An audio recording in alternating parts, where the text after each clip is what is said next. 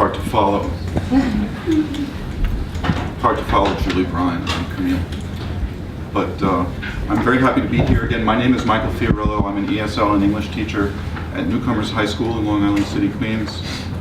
This is my 16th year teaching a 100% immigrant population. I came to teaching a little bit late. I'll speak about myself a little bit, and I'll try to connect sort of the arc of my experience to the situations and the dilemmas that we find ourselves in today.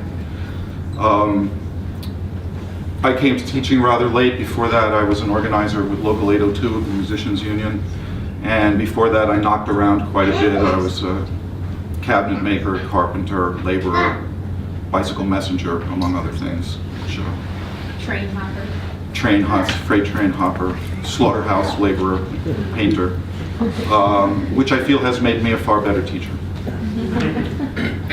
I feel that I'm also I'm an alumnus of the public schools. I kind of bounced around back and forth. My mother was an actress, so depending on whether she was getting gigs, I sometimes bounced back and forth between the public schools and the private schools in the city, and then went to the public colleges. But I'm the child of public school parents, and I'm the father of two children who graduated, went through the public schools, city public schools, K through 12.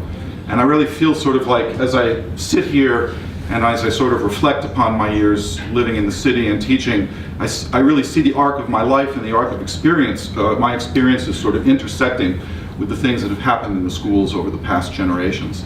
A very formative experience in my life was the 1968 teachers' strike, which went on, believe it or not, for 2 months, in which I was a 12-year-old running wild on the streets in New York.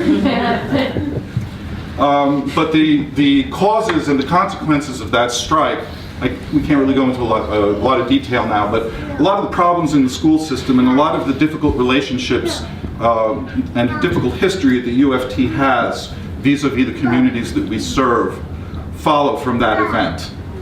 And also a lot of the crisis, we're in a crisis in education right now, but it's, as Julie said and as Brian has said, and Camille as well, there's no golden age that we can look back on and say they have stolen some golden age. Education has been in crisis for generations. You go back to the 50s, there's a whole genre of ed movies. Of course, the most recent ed movies are attacks on us, where the heroic teacher comes in and saves the children from the burnt out union teachers who've been there, career teachers. And then you go back to the 50s and you have movies like Up the Down Staircase in the 60s. All of them depict urban school systems in crisis. And my experience in the public schools was one of experiencing the New York City public schools in crisis. The schools were rife with racial and class conflict, and the city as a whole. And the '68 strike represented that.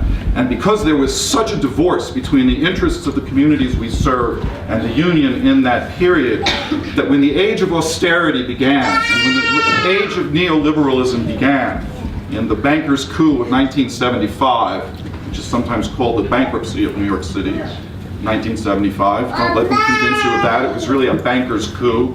An age of austerity began that lasted for over 20 years. 15,000 teachers were laid off in that era. Tuition, City University, which had been free for well over 100 years, instituted tuition. I was a City College student at that time. When I started at City College, there was no tuition. I paid a $15 student activity fee, and those plus for my textbooks, and that's what I paid to get an excellent education at City College. All right, so tuition was instituted in the City University. 15,000 teachers were laid off. Guidance was wiped out. Art was wiped out. Music was wiped out. Now, when you hear the discourse about failing schools, you never hear about that. You never hear about the fact that the New York City public schools were existing under conditions of austerity. Norm Scott, who's here, could speak to that. He was teaching in that era. I was sort of his glory years teaching in the schools. Right? I came out of the public schools right before it. I was in the public universities during it and was active in the strike against the struggles against those cutbacks. And so what you see is that, in fact, it took over 20 years for those cutbacks to begin to be healed. And then we started another round, and this was something that was played out in urban districts across the nation, not just in New York.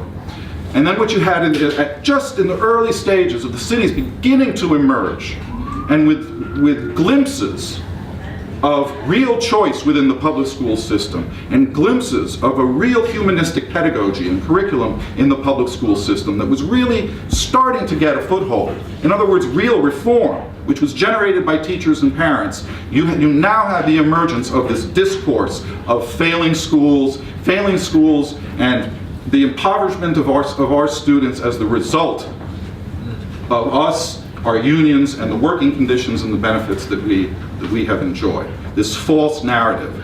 And our union has accepted that. UFT has accepted that.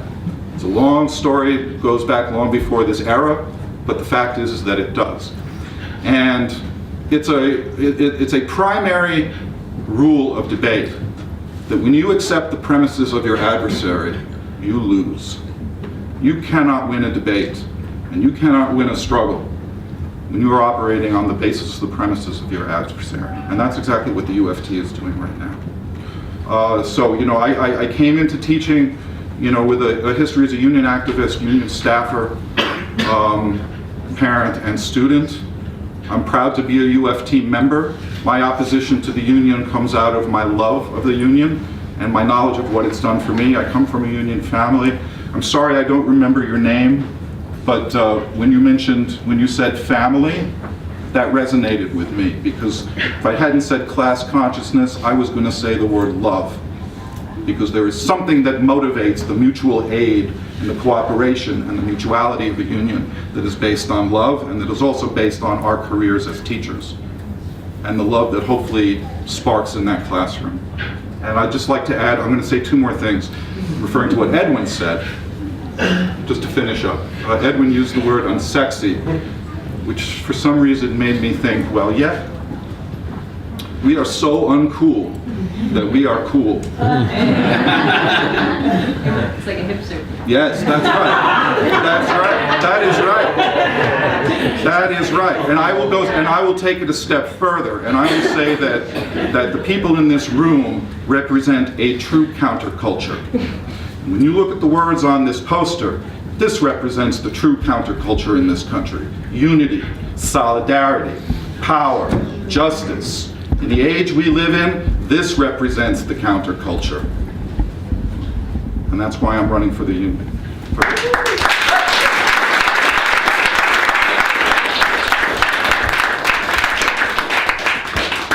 Okay, so my name is Carla again. I'm a NYCORE member and also a member of MORE.